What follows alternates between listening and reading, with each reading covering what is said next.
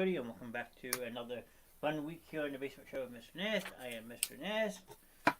Joining us is Mr. Ron. Hey, how you doing? And this is our Monday night spectacular of Sports Gladiators. Spectacular. I'll try to add some spice to it. I like that. I like it. So, how's it going tonight, sir? Oh, it's going just fine, I guess. Throw up a 13 burger, for the Phillies. I'm a pretty happy guy tonight. Absolutely. After yesterday. Nice.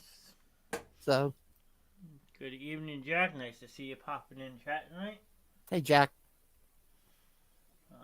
But yeah, I mean, it's a brand new week and more fun sporting news on the horizon this week. I mean, it was a crazy weekend all the way around. Phillies had some good games and they struggled. You had crazy weather down in Georgia for the Masters all weekend. Yep. A big NFL signing yesterday. Yeah, I mean, where do we start? I don't know. I guess we'd probably start with the Phils. I mean, they seem to have taken a lot of the headlines this week after that less than spectacular start.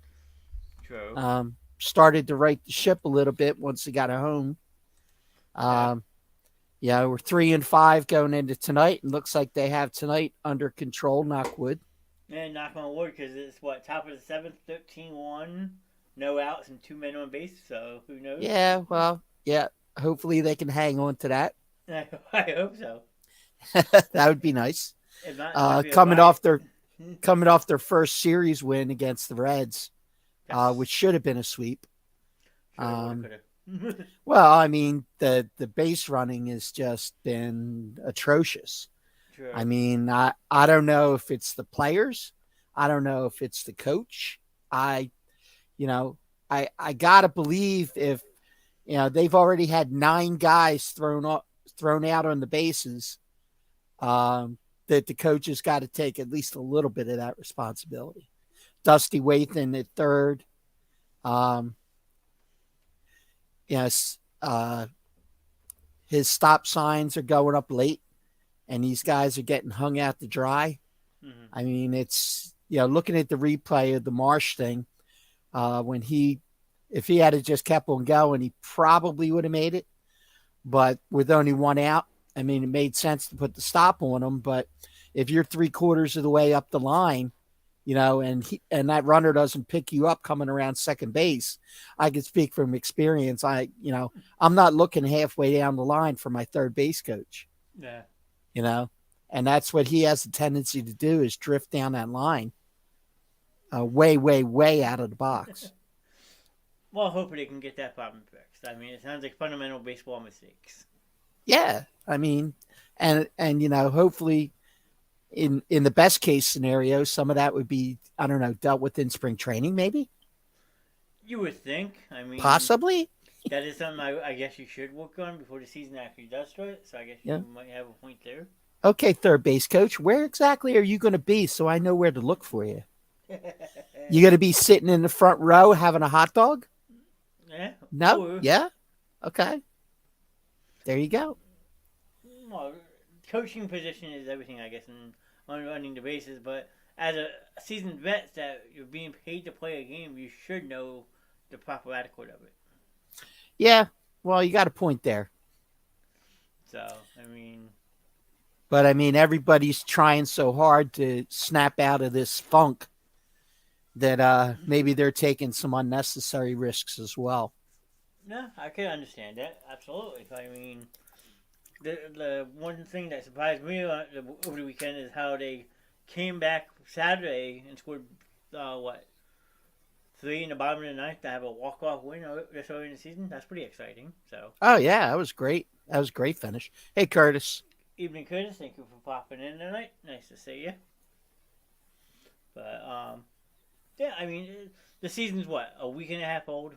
I mean, yeah. I mean, the season, 13 runs already, like I told you beforehand, kind of shocks me because the Phillies don't normally have this much offense till come the summer. So the fact that they're putting up these big numbers already it's a good sign, I would say. Well, yeah. I mean, they shook up the lineup a little bit tonight. He threw something different up there, and uh, remains to be seen if it's what he sticks with. But um, he put Stott up in the leadoff spot and had Turner in the 2-hole. The only thing I really don't care for is Schwarber 3, I'm okay. Castellanos at 4 just right now. I guess if JT was in the lineup tonight, he would have been 4. But, Castellanos is just not doing it. Yeah. I don't see how you put him in a 4-hole with as much as Stott and Turner are getting on base. These guys are both hitting the ball unbelievably right now. I mean, Turner's at a 308 and Stott's at like a 429 going into tonight. And you get those guys getting on base that much, you can't have a guy up there who just seems lost at the plate. Yeah, I mean, I could definitely understand that.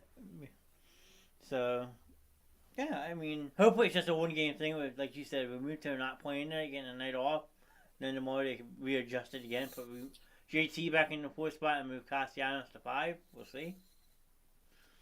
But got Chris in the voting saying good evening. Phillies look good tonight. And then Curtis is saying it looks like the Blue Jays have turned things around.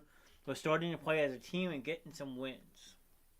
So there's some up north news for us. I mean, yeah. It's kind of funny how it works out because that's who we're seeing on May 9th. I mean, yes, it is. Well, I'll bring that up right now since we are on the subject, and there you go. Tuesday, May 9th, we are heading over to the ballpark for Phillies versus Blue Jays. It's a dog night. We're trying to get a group of people to go who want to just go out and have fun, hang out with me, Ron, a couple other people. So, yeah. I mean, if you're interested, I have started an event page on the page itself. If you could let us know within a week or two so we can start looking at different ticket options and stuff like that, we'll go from there. Absolutely. Going to be a good time. Yeah, it's going to be a great time. Yeah, it should be a crazy time. So, yeah. If we're lucky and don't get thrown out, we might air actually a hot dog eating contest at some point while we're at the game. So, who knows how that pans out? But yeah, we'll see what happens. So it's the thing that legends are made of. Oh, is that what it is? Okay. I'll leave that scroll along the bottom for a little bit so people can read it. Phillies seem to hit this picture for the Marlins. Well, like Ron told me before the show, it's actually a welcome sight because the Phillies have struggled against the Miami the last couple of years. I don't know why, but they just seem to have had their number last couple seasons, just for one reason or another. But it's good to see him get out, jump out and really jump on somebody. No, not playing from behind every game. That makes it fun, though. I mean, they don't call him the heart attack kids for no reason. Well, yeah, it's fun, but it's not.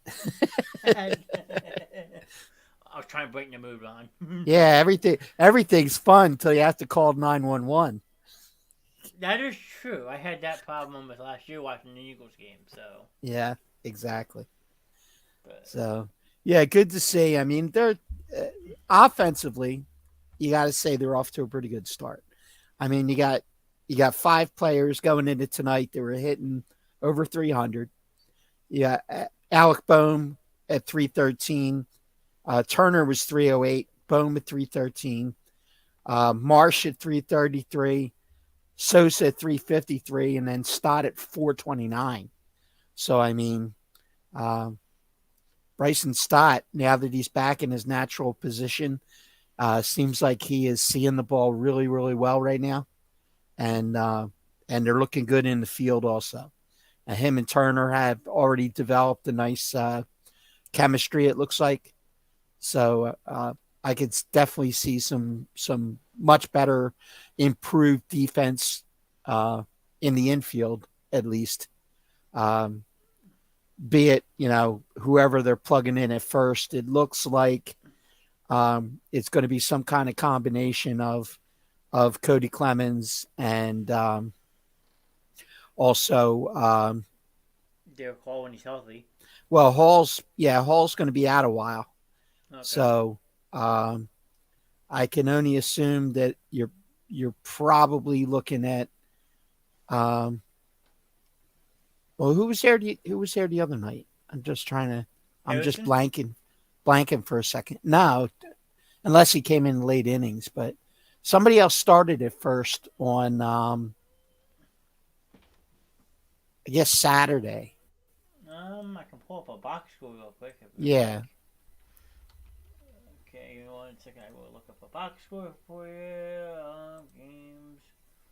It was, you said Saturday. So, Saturday, box score. Nope, not that one. Don't want that one. Nope, don't want that one. Why can't I not get scores?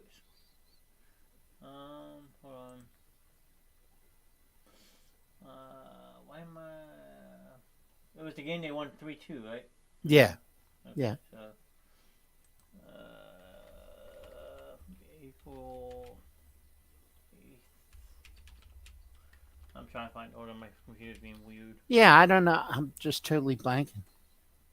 I got you. Game Center games.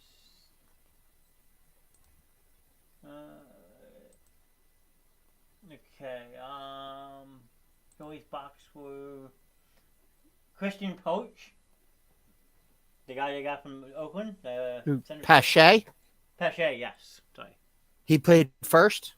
I mean, that's the only one that really makes sense because you had Josh Yeah. Harrison, Castellanos, Sosa, Turner. I mean, it really doesn't give me position wise, but Oh, okay. Yeah, well, it doesn't matter. Basically, whatever they get out of first base, as long as they're not Reese Hoskins, then we're doing better. defensively, yes. Hitting wise, Yes, yeah, defensively, yeah, that's the biggest because thing. he's got a bat of gold and hands of stone. I will agree with that. But he did make some pretty clutch plays last year at first. But he also made Yeah, some pretty costly blunders at first. yeah, So, he and then did. over the weekend on Sunday, the Philadelphia Phillies were presented with their National League Champions ring. Uh, Okay. Sunday afternoon game versus Cincinnati.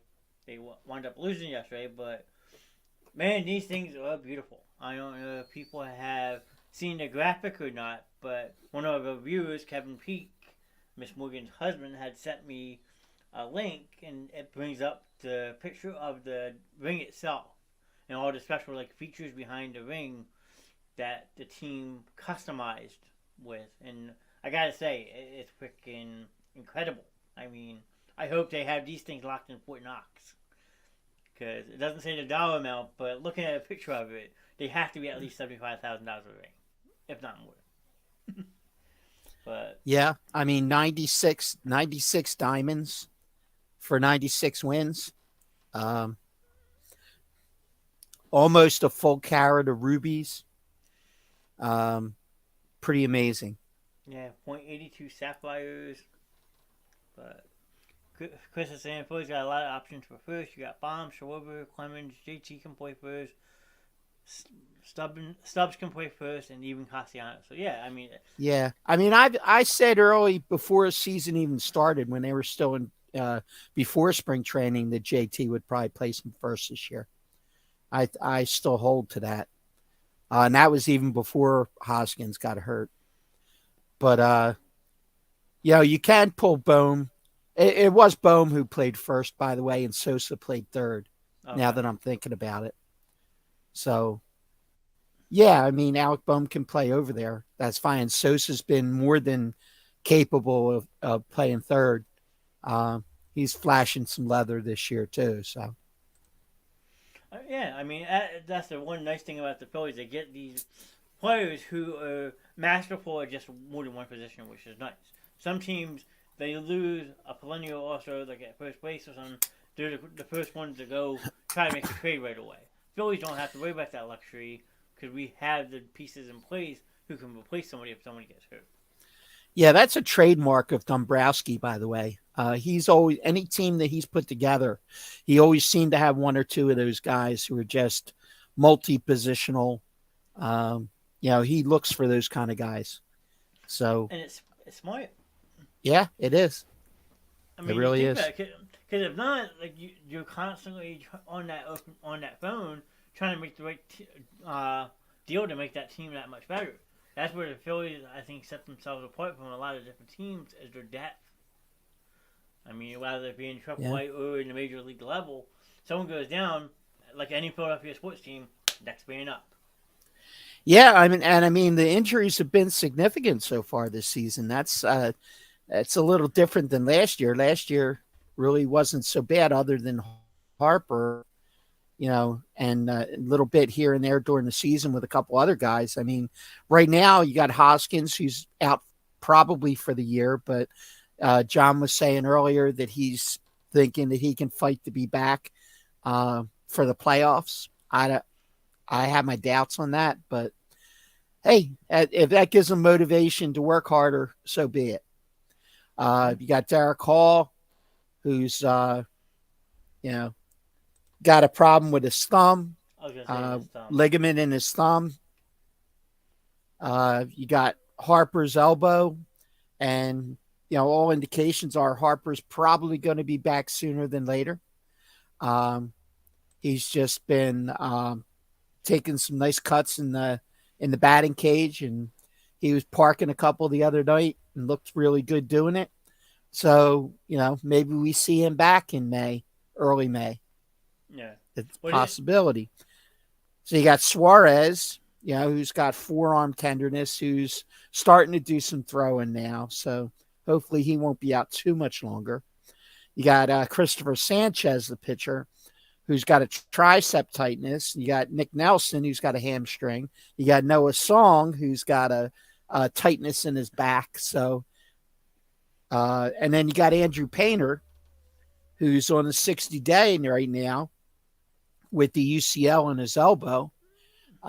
You're probably not going to see him till after the All-Star break. If you might not see him till September. And they're not going to take any chances with this kid. He's the future. Damn. So, I mean, they're not going to rush him back. So there's just been a ton of injuries. Sounds like it. I mean, how you supposed to feel the staff of all that pitching injuries, and then some of the bullpen guys are struggling already to start the season. Yeah. Yeah. I mean, if you're going to have that many guys down, you can't have Sir Anthony dropping the ball and Kimbrel, who's been doing it long enough that he should, that he shouldn't be making some of the mistakes that he's making. Yeah. You don't know whether he's toast or not. Although his velocity's not bad, his location's been something to be desired because he's getting knocked around. True. Yeah, I mean, I can totally see them adding a bat to the line to always those teams that are bad and willing to move players. Yeah, I mean, Chris is right when he says that, but I don't know that this team is the kind of team that does that now.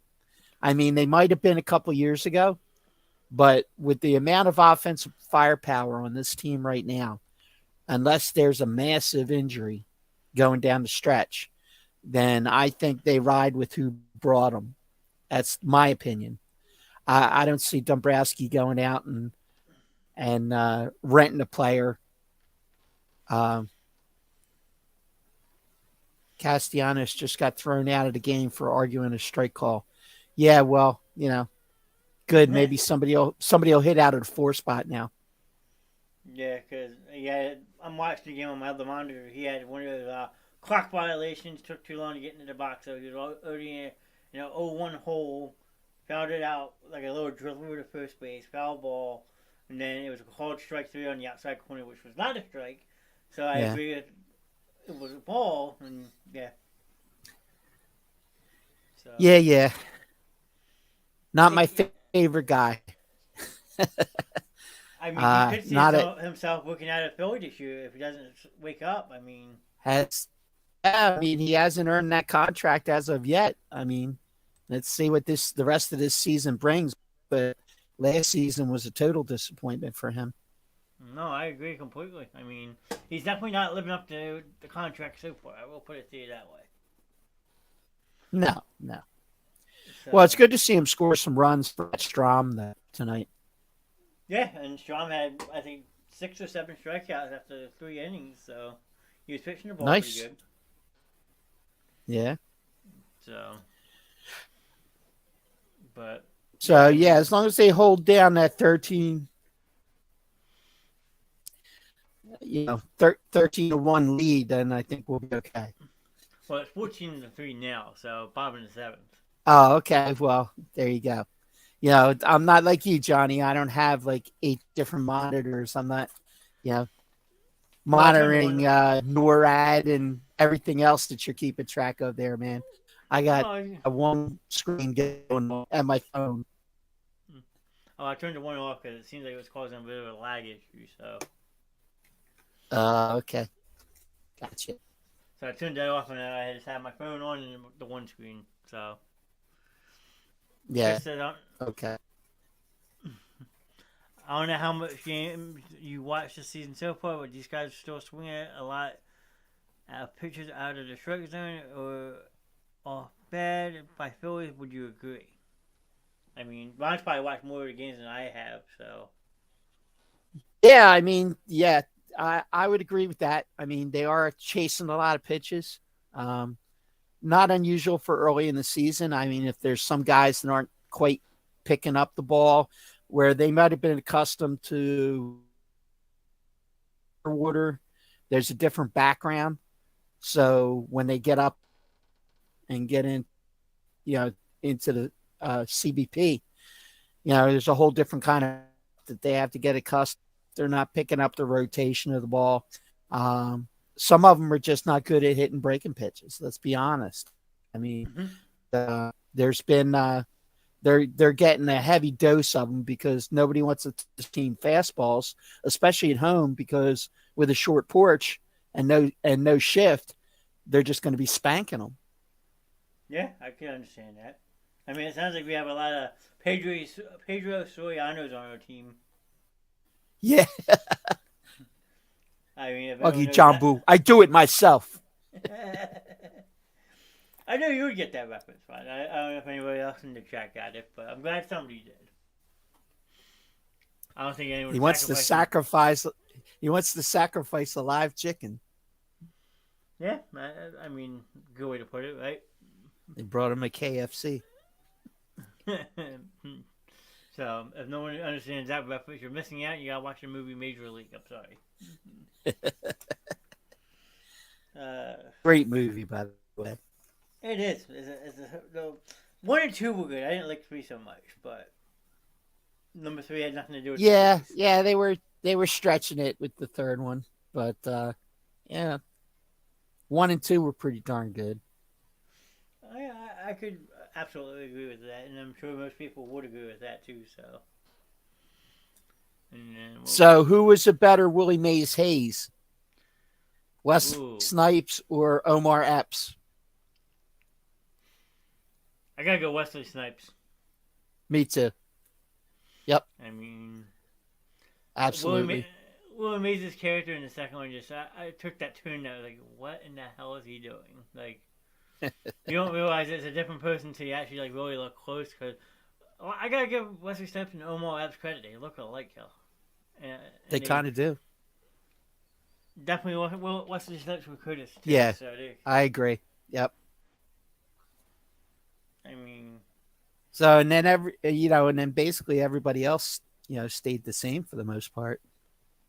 yeah, I think it was just those two, and which is funny Yeah. because they both had big movie contracts at that time period. Wesley Snipes and Omar Epps, so it's amazing that they got either one of them. Well, I think that when they went to make the second one, I think Wesley was having some of his legal issues. I Okay, think that's why he wasn't available for the second one. That's why they replaced him. gotcha. He had some tax evasion charges. He Oh left the boy. country for a period of time. Oh, jeez. He was, I think he was in Canada, if I'm not mistaken, Curtis. I Yeah, thought it somebody was else. Canada that he went to. Somebody else brought to Canada that had problem with the law in the United States. Randy Quaid. Randy Quaid, he who was pleaded also with in Major League. Yeah, maybe they were roommates. wait a minute. Randy. Oh yeah, he was. He was that drunken alcohol dude. Right? The guy in the stand. You're right. Mild thing. Yeah, they're just gonna blow it in the ninth. Oh, shut up. Yeah, that's what I thought. Oh man. That's why I, Curtis likes him because he's a visitor.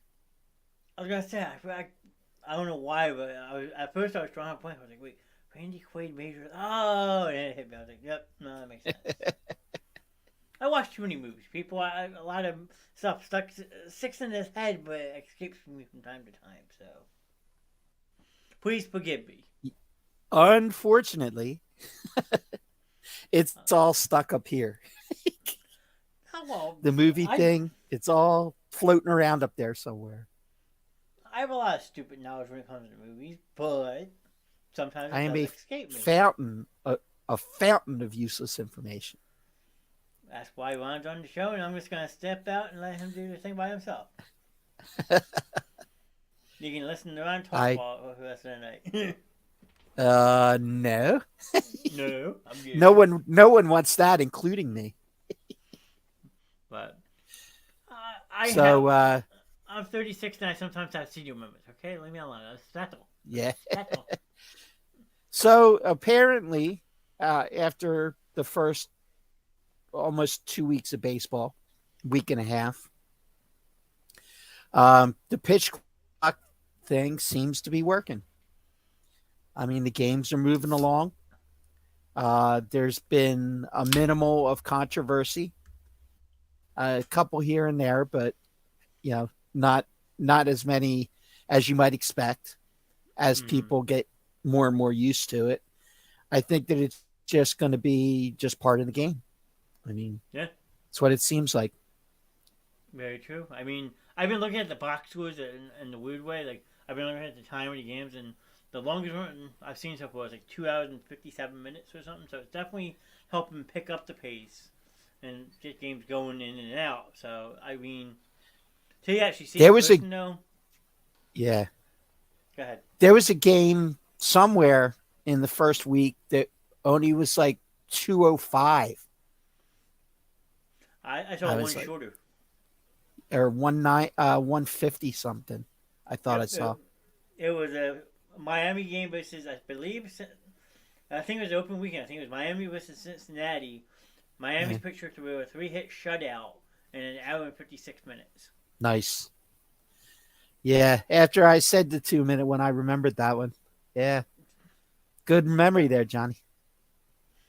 Like I said, stupid information. Yeah. Yep. This game will be done by 9:15 tonight, going into the bottom of the sixth. But Chris, what time did the game Yeah. start? The game started at Uh, 6:40, I think. 605, 6:40, I think. 640. Oh, okay.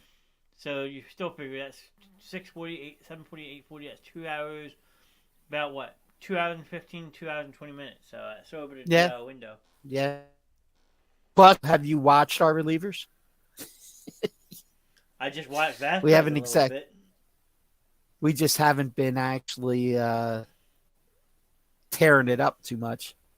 Yeah, Vince Velasquez got around the other night Was it Vince Velasquez or was it like Andrew Velasquez for now? Pittsburgh. He's pitching in Oh, Pittsburgh. didn't know Yeah, that. he got smacked around. Oh, at least they're still trying to He do lasted like three and a third or something. Yeah. I think he's their 5. Gotcha. Velasquez just pitched for? Okay. I rest my case. I was No, I'm Vasquez, not Velasquez. Okay. Two different people. Like I said, Vince Velasquez. Mm-hmm. All those guys. But maybe you can answer this for me because I have yet to figure it out, and this is the third season they've done it. Why have they Okay. changed the game times from 7:05 to 6:40? Why have they changed it? Yes. Um, I'm not sure. I don't know that there's a specific reason.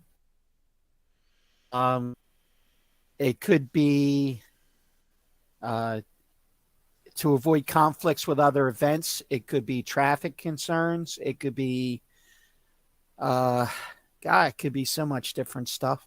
I mean, they want to try and get people into the park when there's still daylight so that they can spend more time roaming around the concourse and spending money. It just baffles me because it feels like when like you see 6:40. I've been to two Rockies games at Coors Field, and that's the time they would start out there at 6:40. Yeah. So It's probably just to promote people spend more money in the concourse. maybe it seems very odd to me. That's all. Yeah. If it's close enough to dinner time, maybe people say, "Oh, well, we're not going to have time to eat dinner at home. We'll have to eat at the park." Whereas if they eat dinner at home and then come to the park and don't spend money on $7 hot dogs, and Yeah, there you go. that's why you go. That's why you go on dog night. So 15-3. Marsh just hit a home run. it's nice to Nice. see. It's nice to see Marsh getting some offense this year. He had some good defensive plays last postseason, but he struggled at the plate. Yes, he did. Well, he struck out a lot Yeah. last year. He's obviously seeing the ball a lot better. I don't know how he still has all that damn crazy hair and mustache. So, Yeah. but some of my friends and my football friends, when we were watching the playoffs, and the some of the girls in the group are going, "Oh my God, he's so disgusting. He didn't even wash his hair. Oh my God." and Really? then your buddy Chris Zane Cave just hit a double and also has a home run. I knew about Yes. the There you home go. run, but Now he might be batting 200. Chris, in case you Hey, missed it, but Jay Cave is a great defensive outfielder. So, and he was hitting the ball great in spring training. I think he'll be fine. yeah, I He's just mean, got a little bit of nerves, you know. well, this is his first time in the majors, isn't it? Or was he? Uh No, he's been no, around I before. don't think so. I think he started some games, but not in Philly. Yeah, well, playing in Philly is a whole different aspect. Yeah, yeah. It's a whole different animal. So I Doesn't mean, seem to be affecting Trey Turner or any. hey, some people are just natural hitters, okay? And Trey Turner is a perfect Yeah, example of that. yeah. I mean, Caves has been around for a while. I mean, he's not a young kid. He's what, 28, 29? I'm not sure how old he is. I mean, I'm I'll have just, to look. I got it. Okay, he's like a 40-year-old rookie. 40. Is he I don't 40? think he's that. But I that's don't what's think he's clear. 40. No. I was gonna He's say it was 30. He's okay. 30. So he's almost like another Chris Coach he was back in the day. He debuted with the Twins in 2018. All right. So he was a little older when he came up. Yeah, but he's finding his stride. He found a home in Philly, so. Yeah. And I mean, he is a great defender. He really is. But just got to see that bat wake up a little bit. That's all. And boy, a double and a He was home run actually tonight. drafted by the Yankees in 2011 in the 6th round. Wow. So 2011, that was what? And he spent 7 years in the minors. Damn. He didn't hit the major league club till 2018. Yeah, so he was still, what, 25 when he came up, so. You made a You good know. point, though, Chris. He is older. He's not a kid. Yeah, but hey, but still, sometimes that proven minor league talent, give him one chance, and he can turn a lot of heads. Yeah. Jake Taylor. Yeah. He's going with another major league reference. There you go. Getting drunk in That's Mexico what you playing. get here. Yeah, getting drunk in Mexico and playing baseball, right? Yep. Hopefully this Yeah, game gets 20 off. hits tonight. That's good. That's very damn good. Yeah. I mean, Yeah, because if this was last year, man, they kept on getting spanked by the Marlins. The yeah, Marlins could lose 10, 11 in a row, and they got the Philly, and they'd sweep them. yeah. Well, let's turn that around a little bit this year, please. Yeah, that'd be nice. I mean, especially since we're trying to dig out a slow start. Take it. You gotta take a team like Miami Yeah. and be able to beat them. You gotta flip that switch. I mean, the Mets and the Braves, they're not gonna go anywhere all year, so it's gonna be a 3-team race. You just gotta get into the race to be able to compete for the race. Yeah. Well, today he'll make them 4-5. They can get So to 500 tomorrow. yeah, sky's the Then limit from nobody's there. panicking. Now nobody's panicking about 1-5 start. No, Once they get to 500. yeah. I mean, the other thing I would say is 1-5 when you're supposed to be a perennial powerhouse, kind of concerning. But given the fact it's only the third week of the season, I haven't hit that button yet because Ron told me not to. That's correct. It's a long season. See, It's a marathon, not a. I listened to you. I didn't hit the panic button. Okay, that's good. Yesterday's game was a brain fart, bad base running, etc. They should have won that game Sunday. I think you had Agreed. mentioned that before. Yep, definitely. Yeah, they just gotta, pay attention to where their base coach is, because I think that's part of the problem. Like I said, Well, if they're not picking him up, if they're not picking him up coming around that second base bag, if he's already starting to slide down the line, that's a problem. Yeah, well, if the coach is doing that, then you gotta fix your coaching problem. Oh yeah, you do. That's where you gotta start. I mean, it's some of these third base coaches, that's their only camera time, either fielding a ground ball or waving somebody third. So, sometimes they get a little over exaggerated, and that's when you run into problems with the basics of the game. Yeah, well, but then as a runner, as a professional baseball player, you should also have the mental smarts too. Oh, that's true. Just saying. But I mean, besides Coaches the are there for a Phillies, reason.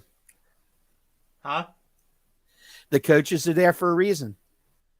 Well, Trust me, in all the years that I played ball, I first thing, as soon as I touch that second base bag, my next line of sight goes directly to that coach to see what's going on behind me. Because if I have to turn around, I'm going to lose 2 steps. Okay, fair enough. To figure out where the ball is. I could see that. If I don't pick up that coach. Yeah, make a good point. I will give you that. I mean, as I got older, like I said, I stopped playing baseball around 12, 13 years old, so I really didn't get past first base that often. So, just saying. Well, I played till I was over 40, so I definitely had a few games under my belt. So Yeah. Ron was a minor leaguer for many years, if I'm not mistaken, right, Ron? yeah, right before the majors, and then Babe Ruth. Okay. Yeah, I wish. Although I did get to play a game at the field at the University of Miami on the AstroTurf. I played in a benefit softball game there. That was pretty cool. You haven't lived until you played slow pitch softball on AstroTurf. That ball comes at you very quickly. I was gonna say that sounded either fun or very dangerous. Maybe both. It's a little of both. Just like I was playing first base, and I had a couple come at me in a hurry. I can imagine. Excuse me. I can imagine that. I mean, I can imagine Yep. playing at like an old stadium, like a Veterans Stadium, on that AstroTurf back in the day. Oh my God. That The was concrete that jungle. was just a parking lot that was painted green, basically. That's what they've always That said. was no player liked to play in that stadium ever. Baseball or football. Yeah, yeah, And then they tried to add that next turf, and it just got even worse. yeah. It did. Because then you had the divots of People coming up from started where. getting all kinds of injuries. Yeah, I mean, they even had to cancel a football game over it. I remember that.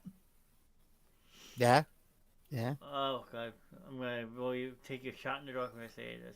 August 16th, 2001. It was a preseason game versus the Baltimore Ravens. I know that. Okay. And I think 2001 is the year. I'm not 100% sure. I just remember I always used to go to preseason games with my dad, and I had actually got the chance to bring one of my friends for his birthday. We get over there, we're sitting on our seat waiting for the game to start, and they announced the game was canceled. I was like, wait, what? What? I was like, yeah, what does that mean? Yeah, that's not good. So, The I other mean, team refused to play on the turf. yep, Brian Billick. Yeah. That was the year. It was actually funny because that was the year that Baltimore initiated Hard Knocks. They did the whole Hard Knocks show, and they were actually in Philly for the preseason game, so it got blown up on Hard Knocks for it. So So it was all publicity probably. for the show. Yeah. We need content. We need to do something that going to make people tune in. Well, canceling game's one of them. So Yep. There you go. And have cameras there recording it. right. Yep. Crazy night. I remember like it was yesterday. Even though it's been about 20 years now, 21 years. Yeah. I'm still Like mad. stupid memory that you remember some stuff like that, but you Yes, can't remember indeed. to take out the trash. Yeah. But I remember a game from 20 years ago. Wow. All right. So we But got anything else? Anybody in the chat got anything else on baseball? I don't think so. I mean, unless Chris had some great information. That was awesome. We Yeah, appreciate definitely. you in the chat there, Chris, and Curtis too. I mean, but Chris was ripping off some great stuff. Yeah, he was keeping us updated on the game since I had turned off my monitor. So. Yeah, and that helped too. Yeah, keeping the updates going. Yeah. Phillies won 15-3. There you go. Game over. Okay, nice. Now Oh, don't turn around and get shut out tomorrow. Knock on wood, sir. That wasn't nice to say. Knock wood, but history. No, you're not lying. I remember, again, being at a Phillies game. It was Memorial Day night. Back in 2006 or 7, they played the Colorado Rockies, won 22-5. And then the next night, only got 2 hits. Yep. I was like, is this the same team I just watched last night? It happens. Yeah, and Yeah. now you got Chris saying in the chat. And a perfect example, Yeah. the World Series, they won 8-0, demolished Houston. Then the very next night, they go out and get a combined no-hitter. Yep. So leave us with our phobias. We learned them over the years as a Phillies fan. We more than certainly have, that's for sure. Yeah, man. But other than So, football, other than baseball, sorry. well, we could also, one last mention of May 9th. Against the Toronto Blue Jays, it's a Tuesday night. Should be a great time. We want to try and lock it down. So we need everybody who's thinking about it to think harder and communicate with John or myself and make the commitment so we can have an idea of what we're looking at from a ticket. Yeah, heck, if not, me and you just go ourselves. We'll broadcast the show from the seats and show everybody else That's stuffing our faces okay in by hot me dogs. too. Yeah, I'm all good with that. I'm going no matter what. So, and I know you Oh, are too. So, yeah, I took the day I off already of work. took night off, and I'm ready to go. So, I'm not going to eat for 2 days. Chris says he'll be up for that. Well, Chris, let us know for sure. I mean, Yeah, we're gonna, definitely. I'll talk to. I see Chris basically 4 or 5 times a week, so Okay, I can beat it nice. out of him if I have to. There you go.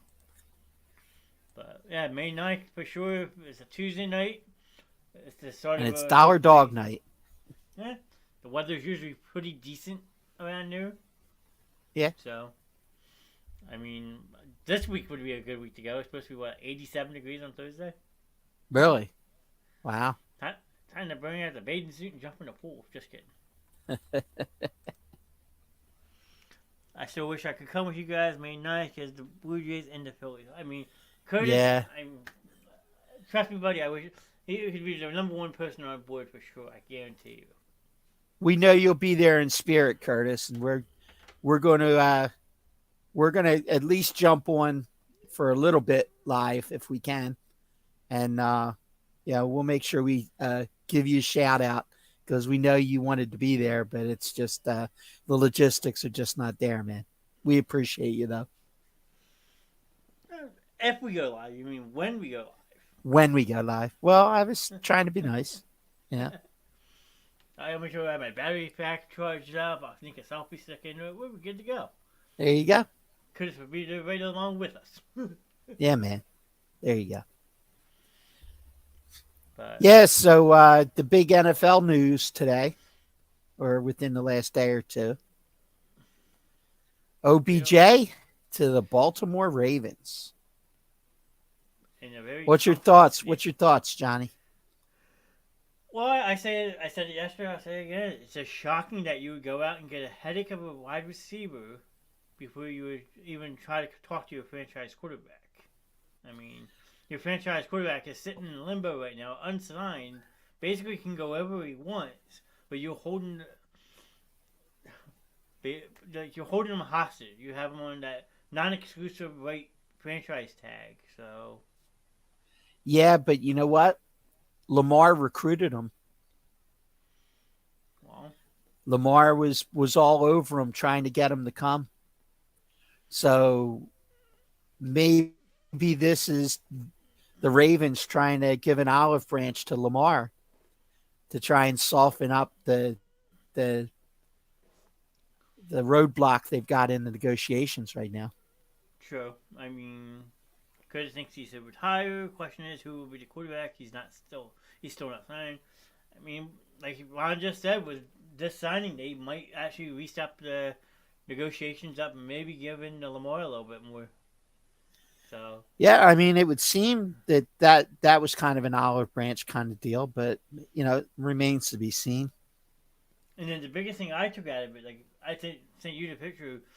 After all said and done, he's only making about what $1.3 million in salary, and the other 13.2 was a signing bonus, and then it gets like $3 million possibly in incentives to make it almost an $18 million deal. Right. Yeah.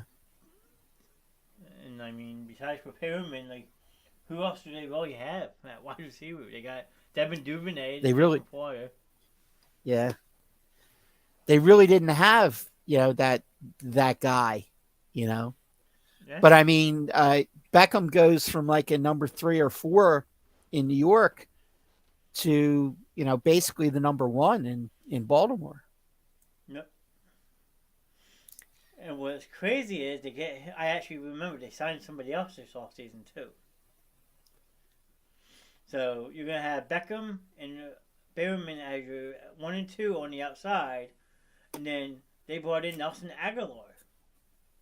Okay. So Nelly now becomes your slot receiver. Yeah, that was never really his favorite position though either. No, but He doesn't like to get hit. I like the alligator arms. Yeah, Eh. yeah, he does. Or For who? Todd For what? Pinkston. Yeah, Todd Pinkston Jr. Yeah, there you go. Oh, did I really say that? I'm sorry. It was out of my reach. What do you want me to do? Dive for it? I still remember it was an Eagles Washington game. I think it was on a Monday night, and Pinkston is wide open down the field, and like he sees a safety. You literally see him cringe his arms like this so he doesn't get hit. Yep. Live on national TV. Yep. And they were all over it too. Oh my goodness, that was horrible. They shared the replay like 10 times, it seemed like. Yeah, I think it was Peter McGuire. Look, it cringed up like a T Rex. Yeah. I'm still questioning what the Eagles are going to do. I'm still curious why the Eagles still have not signed her. Could possibly looking at another option for QB. Absolutely not. No. No, no way. No. He is the franchise. Neither side is really in a great big hurry. I mean, they've already given Jalen assurances that to get it done. Um, there's no doubt that Lurie wants to get it done. I mean, they just honestly what they're waiting for is they're waiting for Justin Herbert to sign. Is basically what's going to happen.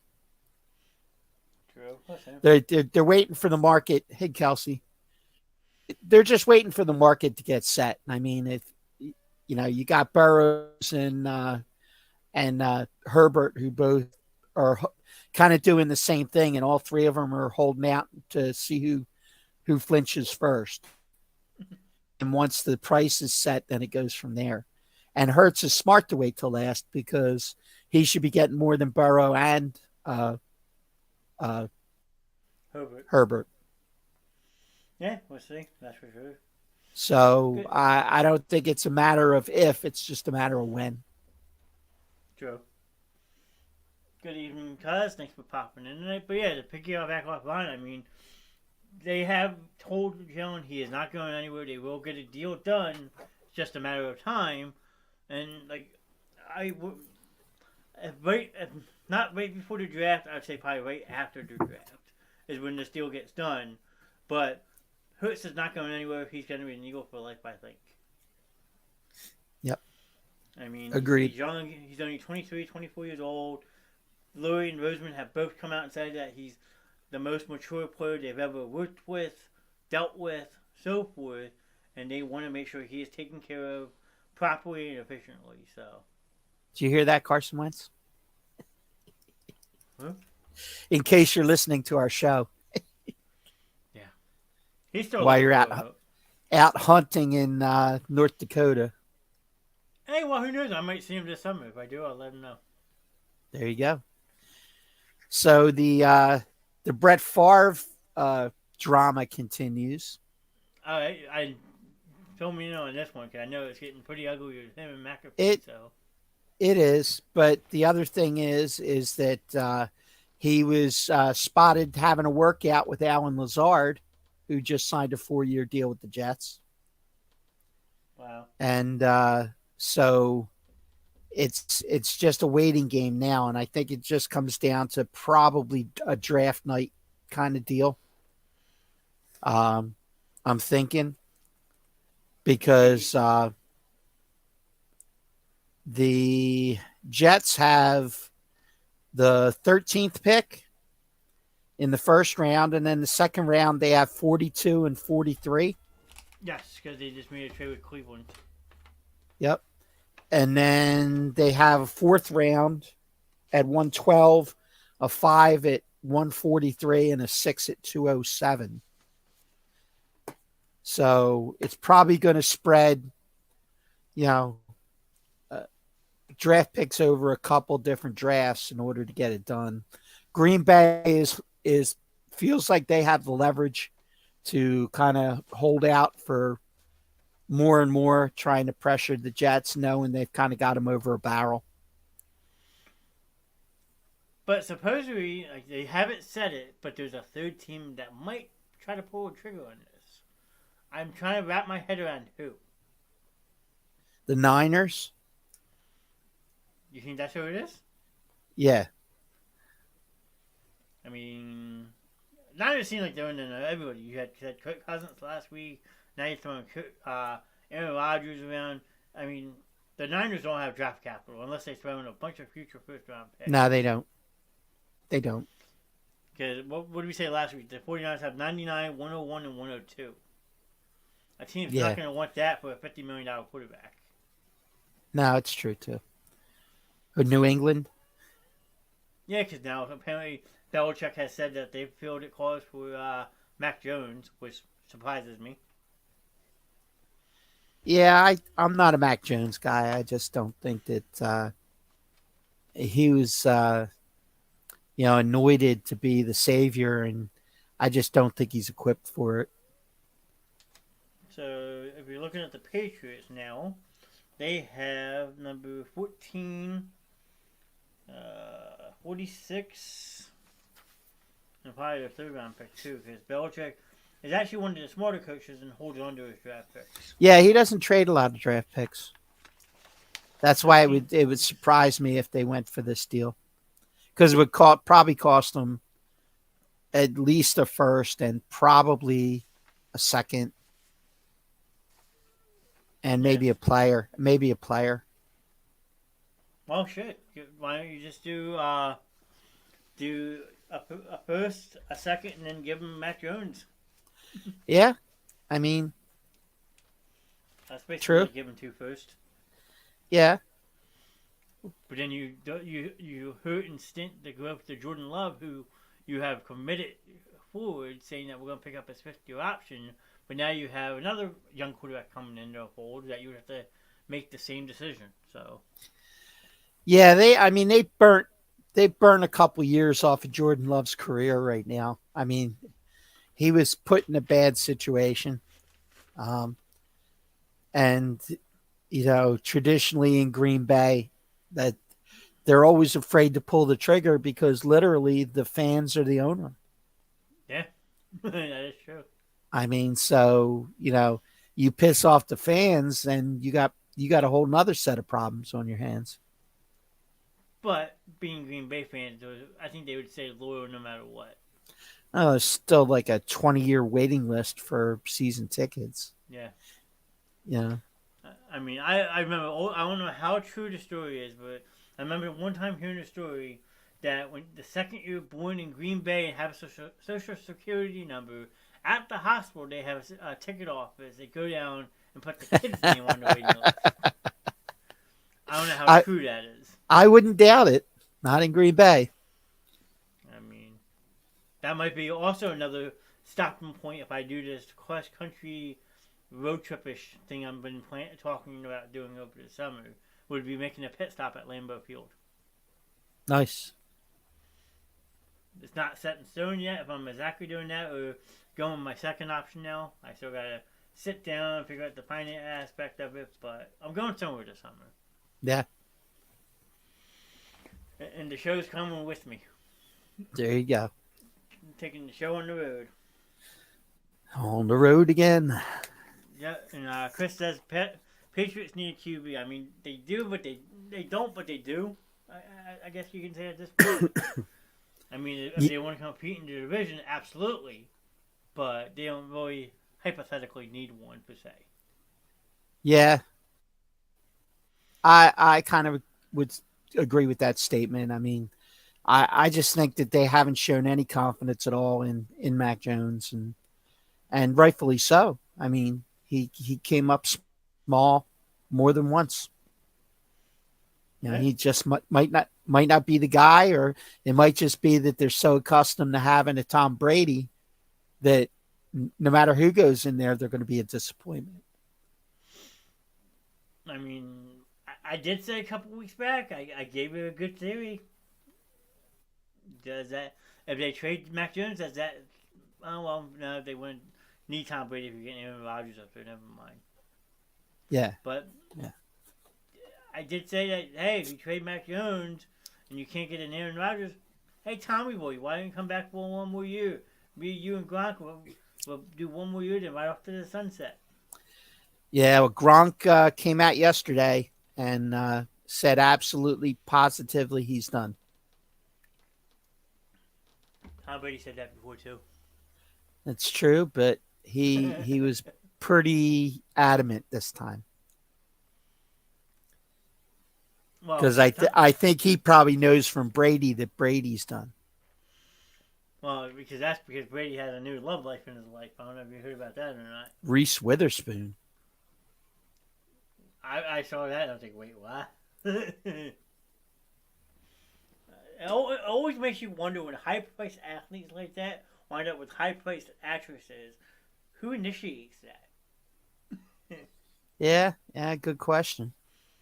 I mean, I would love to have an athlete on who delating the celebrity and like just asking like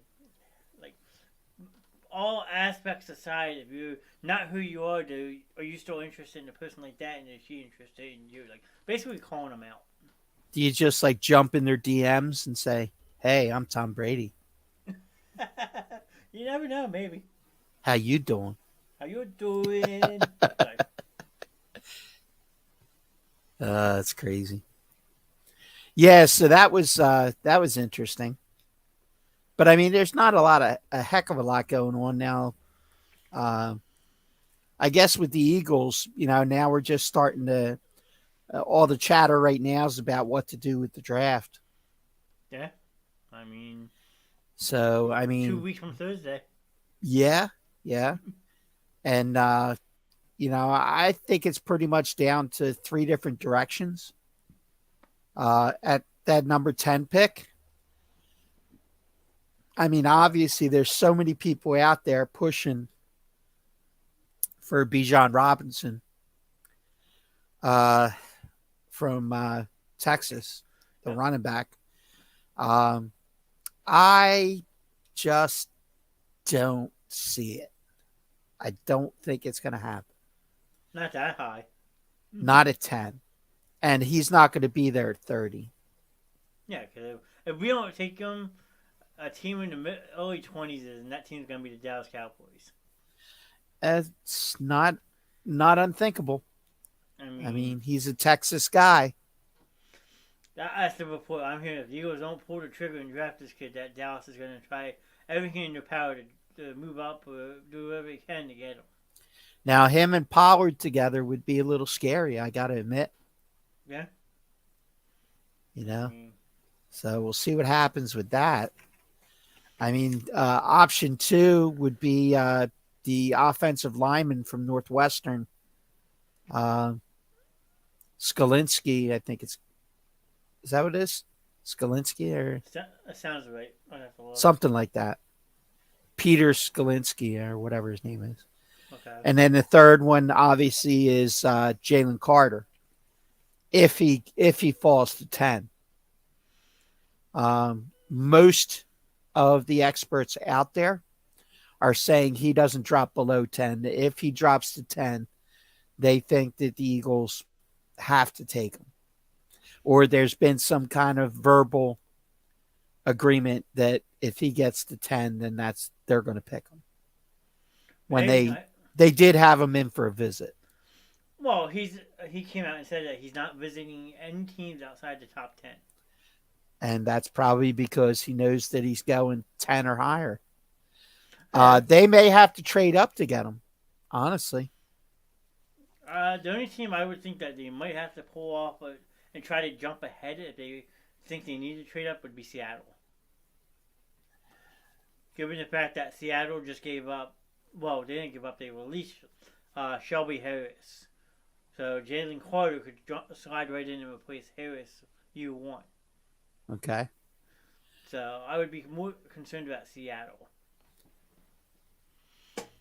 You got to go. Well, I think you got to look at Detroit or Vegas at 6 or 7. Okay. I think those are opportunities to kind of jump into those spots to grab because I think the Raiders, could possibly be looking at them. Possibly. Even though, I mean, it's hard to say. I mean, there's still a lot going on. Yeah. But It may be that they may have to jump up to, you know, 5, 6, 7 to get Carter if that's who they're targeting. Yeah, but the question is, what's the price? Yeah, well, I mean, I think to go from 10 to 7, I mean, I think that 30th pick would do the trick. Maybe. Chris says you got to go offense. Got to take the running back. Before, he will be gone before 10. Yeah, but I mean, historically speaking, it's not an Eagles, it's not a Howie Roseman move.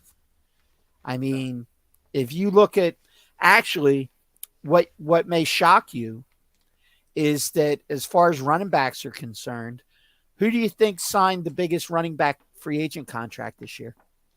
Miles. Miles Sanders. He signed for 25.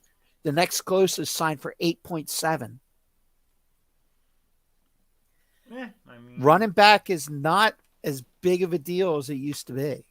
true. And it's never been a big thing for the Eagles in the first round. No, they've always had Because, in 5 years, when that contract comes up, and you're staring down having to pay 25 mil or more in 5 years from now, you got another Miles Sanders situation on your hands. Then you got to let him go because you can't keep him. Yeah. So there's plenty of running backs in the second round that'll more than complement what we already have.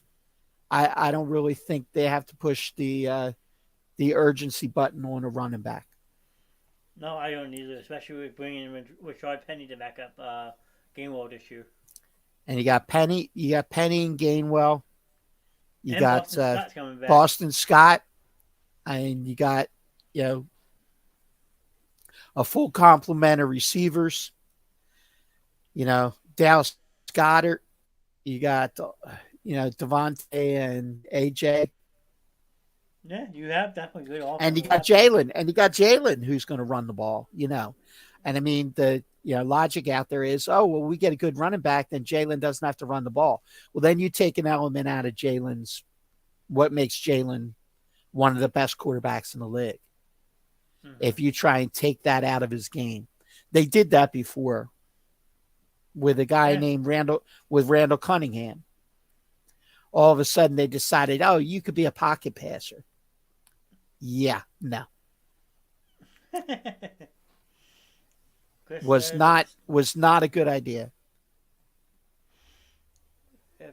Chris says if the Super Bowl doesn't show you anything in the past years, defense doesn't matter. The team that puts up the most points wins the Super Bowl, so you gotta keep building the offense. You do, but you also need to do it methodically and smart. And right now you have pieces in place for the skill positions. You need to rebuild that depth that you lost on your offensive line. You lost 6 starters on defense. Yeah. So, I mean, it's pretty simple. The offense stayed mainly intact for the most part. The places where you did lose on offense, you had somebody behind. We don't have that luxury on defense because not only did you lose some starters, you lost some depth. I mean, I wasn't a big Kaiser White fan, but I think they're going to miss. The guy in the middle, huh?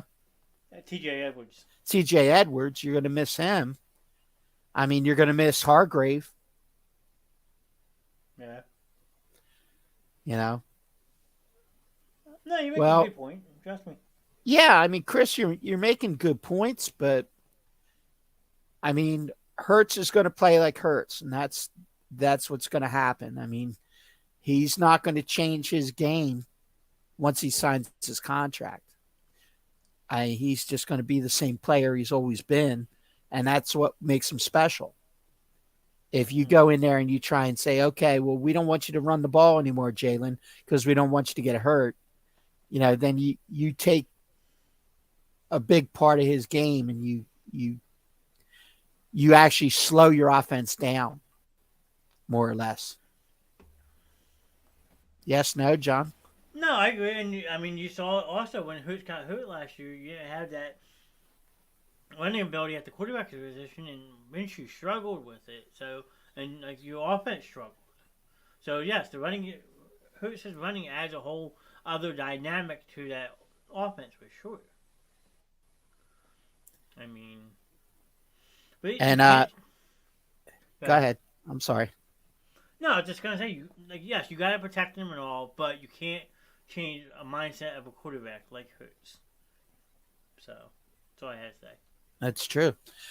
But I mean, yeah, you're talking about the offensive line getting older. Um, Last time I checked, there were what were 3 or 4 Pro Bowlers on that offensive line last year. There was at least 3. Boy, There were 4. That's what I thought. no, So even though they're a little older, they're still, in most people's eyes, the best offensive line in the league.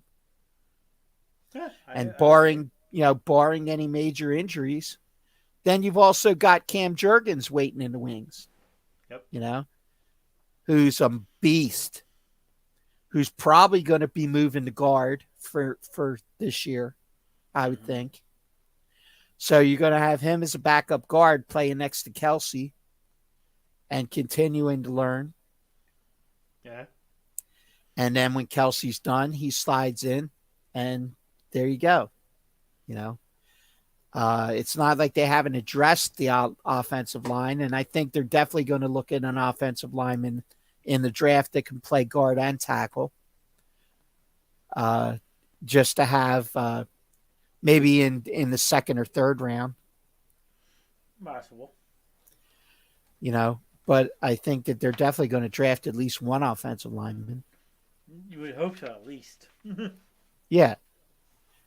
And I mean, I think that pretty much addresses, that person isn't going to get a lot of time because this line has just been, playing at the top level, with 4 Pro Bowlers. Come on. Yeah, I think the only one that wasn't named either a Pro Bowl or a Pro Bowl alternate last year was Mulata, and I think he Yep. got robbed. And yeah, and that's because he was hurt for a couple games too. I think that hurt him too. Yeah, because you got Kelsey coming back at center, you have Yep. Dickerson, and then you have Jurgens take over for Salomalo, and then you got Lane Johnson's coming back and Mulata's still under contract. So Yep. you don't need that perennial offensive lineman. Like I said, now you just need depth. Yeah. You get a couple strong backups. You draft a young guy, have him, be able to play guard or tackle. Look for a guy that's got some versatility. Absolutely. I think that's the way to go. And then people are saying, oh, they with one of the third round picks, they need to draft a tight end. Why? You got Dallas No. Goddard and you got Jack Stoll backing him up, who is capable to be a backup. If they drafted a tight end, I'd go burn the place down. I mean, you got a lot of backseat coaches that I think they know a lot about the aspect of the game, but when you really break down, you don't. Yeah, well, that's true. I mean, the draft's only 17 days away. Yep. And on April 24th, so 2 weeks from tonight, we're doing Sports Gladiators. We always do, but it's going to be an NFL draft special. I want to dissect the whole entire NFL draft from top to bottom. If that's okay with Ron, of Okay. course. Absolutely. Yeah, we talked about, doing a big preview show, and I think some of these teams are going to be positioning in the next 2 weeks. And for that show, I might also have some special guests making an appearance too, because I talked to a bunch of guys on the side about sports, and they actually have a group called Nobody Sports that like I started writing blogs with.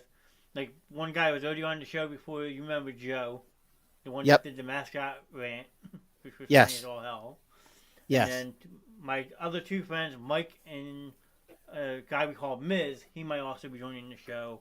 And we just do like a whole collab on the NFL draft and like the predict the draft and then possibly like the ramifications of the draft. Who becomes available. Jason said he might want to join also. Cool. I mean, so yeah. April 24th. It's 2 weeks from tonight. So next week we'll have a regular sports gladiators, like just recapping different types of sports. And then Monday the 24th, we're switching all NFL again. So, have a nice night. Tampa Bay Rays are 10-0. Wow. Hey, maybe this is their year.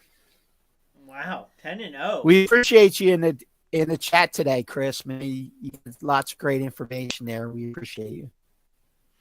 Yeah, Chris, thanks for popping in tonight, man. Definitely. Everyone give a round of applause for Chris. Go Rays. 10-0 though. Wow, that's a pretty impressive start to a season. Yeah. I mean, shit. I mean, they've always got it. They're in a tight division. Yes. So they're gonna have to sustain that. I mean, in the AL East, that's tough because you got, well, some would say a 5-team race. I would still say only a 4-team race, maybe even just a 3-team race. Yeah. Well, you know the Yankees are always going to self-destruct, so. Oh, well, that's a given. I mean, you can spend all the money in the world, but when you can't win in September and October, it doesn't mean shit. You're right. And you can't just throw 8 guys out there and say, okay, Aaron Judge, go win us a game. Well, a lot of Yankees fans were mad that they gave in and gave them all that money. Yeah. I mean, but I think Boston doesn't really. Boston's going to be Boston, of course. The team I really looking to come out of AL East is Toronto. I'm with Curtis. I mean, the Blue Jays are putting together a very nice team up there.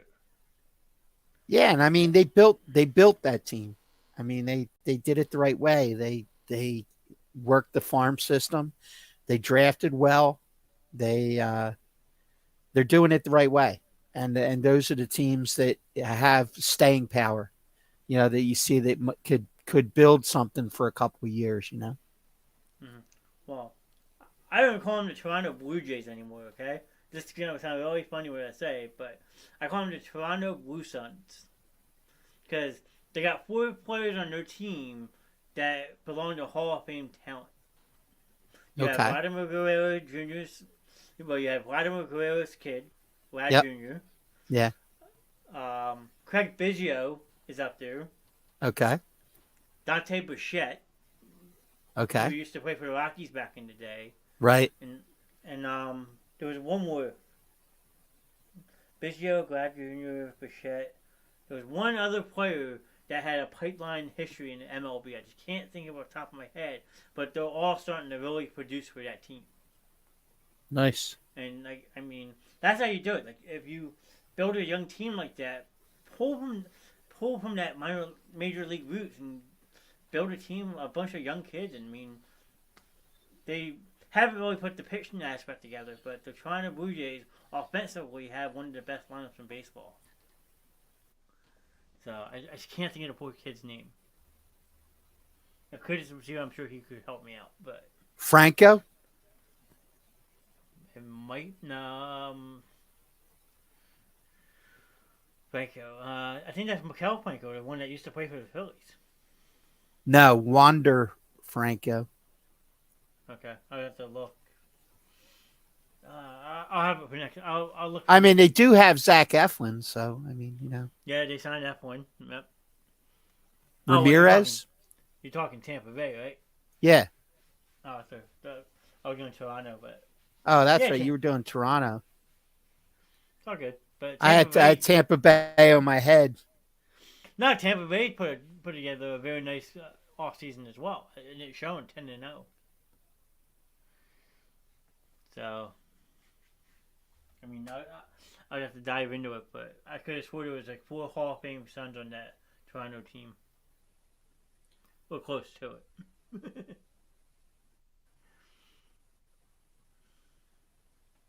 Well, and they got Brandon Belt too from San Francisco.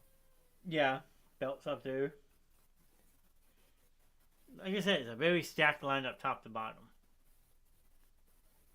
Springer, Biggio, Glad Jr., Bichette. Who is the fourth? I'm completely drawing a blank. Varsho. No. Yeah, I don't know. Like I said, I'll look and I'll have it for you next week. I promise. Okay. All right. Fair enough.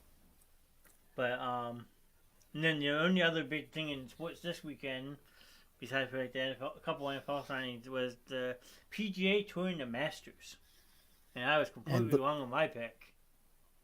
And the Liv goes home empty-handed after a choke job. Yeah, by Kepka. Yeah. John Rahm, They were hoping to be able to celebrate and kind of show up the PGA, but they failed. True. Hey, Gary. Gary! What's up? What's up? I have to do one a show, you know. Wait, Gary, are you on camera? Because that sounded just like Gary. Every time I walk by his department now at work, I get that. Yeah. So he said, see, what's up, see? Nice.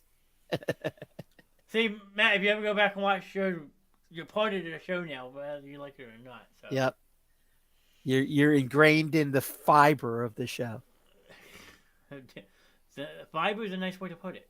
Yeah. Hey, this isn't Tuesday night. No, never have I ever. What, you want to play that? I'm just kidding. Okay. So I was just, it was like this for me. 3, 2, 1, I'm out. Yeah. I was only the first one out. Well, unless Alan would have been on screen, then he would have been the first one out. So. Yeah, this is true. Yep. Because Gary said, I was talking to Gary about it when I saw him at work. He was like, "You guys were out of control last night." I was at the gym and I couldn't stop laughing. People looked at me like I was nuts.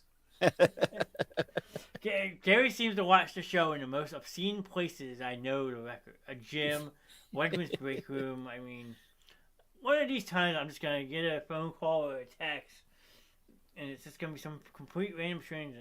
Why is this lunatic laughing at the gym? It's so I guess it'd be NSFL, not suitable for life. Not suitable. No. NSFBP. There you go. NSFBL. No. NSFPW. Not suitable for public. Not suitable for public watching. Okay, there you go. I was told there'd be no spelling tonight. Wait, are we on spelling or are we not allowed to do math? Now you're confusing. No math, no spelling. I'm off duty. See, he's in the break room right now. We're in trouble. Nice. Oh, boy. Luckily, this time of night, that no one's pretty much there. It's just a night crew coming in for the night, so. Okay. And they've heard it all, so that's no problem. Yeah. Night crew guys, you know. I was one of them for 4 years. I know how it is. Yeah. No thanks. Never again. Jason did night crew for a while at ShopRite. No, I did it at Wegmans. I was either 6 to 2:30. Carrie, shut up. Tammy's the store manager. Yeah. Uh-oh. He's trying to bust my bubble. I know exactly what he's trying to do. There you go. Yeah, you gotta meet my fist, okay? Keep it up, buddy. Keep it up. Put him up. Put him up. Oh, man. All right. Yeah, so I'm sure Liv came out disappointed. It was disappointing that Tiger had to back out. I think if he was 3 under instead of 2 over, he might have toughed it out. But going into third round 2 over, I'm sure he made the call that maybe this just wasn't his year, and why press it when you got another tournament with a big guarantee coming up in a couple weeks. Yeah, I mean, he struggled. McIlroy didn't even make the cut. He was my pick to win it. Yeah. He didn't show up. How about them Phillies? Yeah, I mean, we talked about them earlier. They won 15-3 tonight. I mean. Yep. 3-hitter tomorrow. Yep. Ron's calling it now. We go from 15 runs to 3 hits. Yeah. Now you know if you're Ugh. right, I'm gonna have to call you out on the show and say Ron put this. Yeah, I know, Ron, but Ron said this. it's sad, but it's it's life as a Phillies fan. Yeah. I mean, besides for You go ahead. I'm thinking. you prepare for the worst and you hope for the best. Very true. You're absolutely right. But what I was gonna say, even though Brooks Cope choked and gave the Masters away, Phil Mickelson had a decent showing for Liv. He finished tied for Yeah, second. that's not bad. It's not bad. Yeah, I think he had a -7 for final round, so like a 65. Eh? I mean, I find it hard to root against Phil, honestly. So, just so you know, I'm not going tomorrow night, John. Okay, sounds good. Gary was looking at possibly maybe going to the last Flyers game tomorrow night. So, Yeah. last game of the season, he had mentioned that he might want to go over. I said I'll have to talk to Miss Morgan for about entertainment night because if not, I would have to run the show. So, Yeah. Well, Carter Hart called out Tortorella the other night. oh boy. So I didn't read the whole article, but supposedly he popped off pretty good. I So gotta find that one now. yeah. So that's a But bad sign. oh, absolutely. He's already said that he's not interested in being part of a rebuild. So Gary says, "Really?" I mean, yeah, if Ron says it, I believe it. I I mean, saw I saw an article, but I didn't dive into the article. I was busy, but I was flipping through. I'll have to see if I can find it tonight and read it. That Yep. sounds interesting. But going back to the Masters real quick, did you see the crazy thing that happened on Friday there What's that? with the trees falling? No. So I think it was Friday afternoon. Like first thing you see, like branches coming in, and all of a sudden, two of those giant iconic pine trees fell onto the 17 tee box. Really? Luckily, Wow. nobody was hurt, but these two trees were at least 60 feet tall each, and they just Hmm. came crashing down. Wow. It was kind of scary. All right, Curtis, thanks for hanging out All today, right, man. Curtis. Thanks for popping in, man. But Play it as it lies, Mr. Gilmore. I've heard that saying all too many times in my life, especially being on the golf course.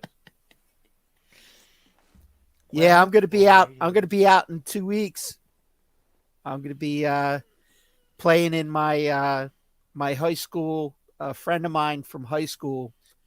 This is the 10th anniversary of the benefit tournament for him, the Danny Green Memorial Tournament, uh, which is actually playing two courses simultaneously. We filled Riverwinds, and we're just about full at Valley Brook also. All happening simultaneously on 2 weeks from today, Oh actually the wow! 24th. So you got a busy day this So week. and then the after party at Adelphia's. I will say this, and you can beat me up all you want for it. I was not a fan of Riverwind or Valley Brook. I they keep them pretty good. I mean, Jaworski does a good job with both. Um, he's actually the management team that runs those.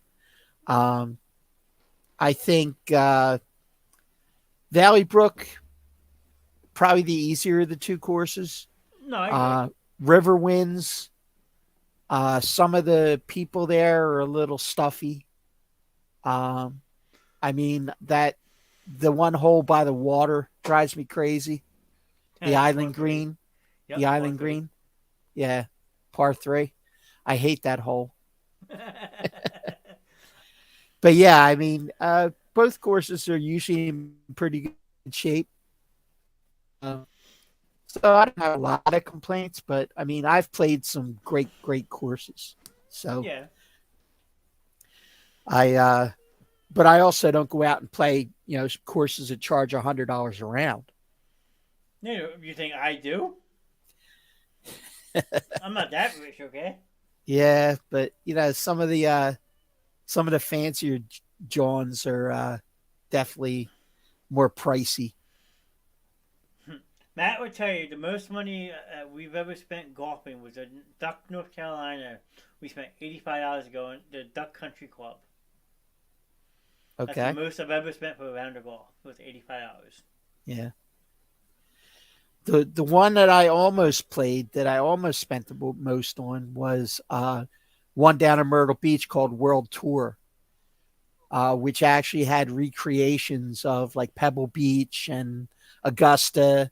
Like they had a signature hole from each one of these courses Nice. as part of a single course. But the greens fees was like $150. Wow. That's a pretty So penny. we passed. Yeah, I can't say I blame you. We really wanted to play it, but that's just too much. The one that we had looked at playing possibly in Currituck was Currituck Country Club. It was $175. Yow. But we both got drunk the night before. We looked at each other. Do we keep drinking or do we go to sleep now and wake up for our tea time? Well, let's keep drinking. Why not? It's cheaper. Yeah, but yeah, it would have been $175 to play, and I would have been petrified because the course is cut out, and it almost reminded me of St. Andrews. You have Okay. narrow fairways, but you have houses on either side. Oh yeah. That, Yeah, a lot of they, places in Myrtle used to have that. They'd have all these condos on like right down the fairway, and like you slice something, you just like cringing, waiting to hear if something breaks. You know. they pull a Happy Gilmore and hit somebody over the head. Oh, well, I shouldn't have been standing there. But Double or nothing, you can't hit them again. that is a very true statement from that movie. Yeah. Oh man. Watch out, you might get Bob Barker pissed off at you doing that too.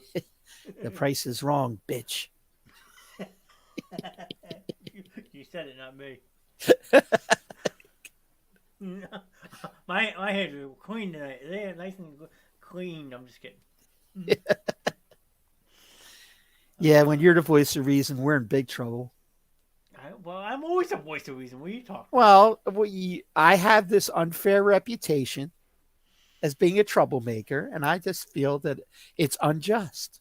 about? Yeah, well, you're the one that always either says it on stream or in the comment section. There goes the PG.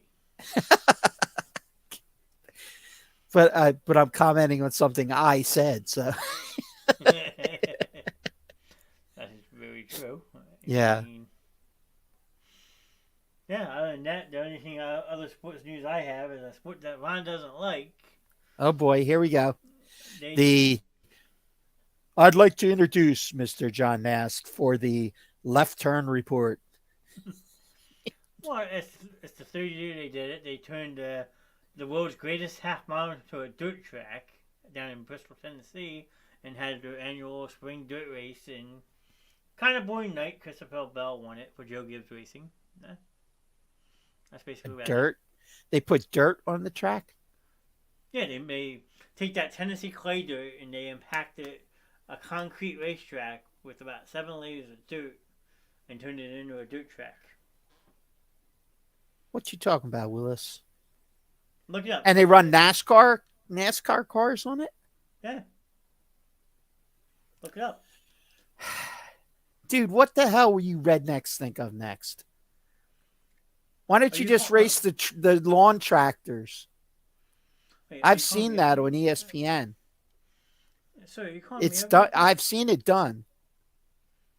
I'm confused though. You calling me a redneck? I was born and raised in South Jersey, thank you. Okay. South Jersey, number one. Number two, if the banjo fits, wear it. Know what I'm saying? I don't actually. I don't. I'm confused. Yeah. On that note, I think I'm going to call this a night and wrap it up and go cry myself to sleep. Uh, hey, I want to I thank everybody. I just got called a redneck. Uh, uh, uh, hello. You're lucky I just don't back out now and say, hey, fine, it's her show. I'm leaving. I'm going to be the man child for the night. Oh boy. So Just anyway, kidding. I want to thank everybody in the chat. Great job tonight, guys. Gary, Curtis, Chris. We had Jack Kelsey stopped in. pop in. Yeah, Jack. Jack popped in. Who else? I think that was everybody that was in chat tonight. Yeah. A little slow in the chat, but some great information coming out of there. So we appreciate that. We got the rest of the week. I'll let Johnny run through that for you. But from my perspective, thank you guys all for checking us out. If you're watching the replay, catch us live when you can. If not, you can follow us on Facebook or YouTube or Twitch. Yeah. Like and follow. Watch the replays on YouTube. They're all available there. You could watch anything. You could catch an entertainment night from last Tuesday that'll leave you rolling in the aisles with a feisty game of Never Have I Ever, which was multiple screens going on and all kinds of craziness. So if you get an opportunity, that would be one to check out just to see what Tuesday nights are all about.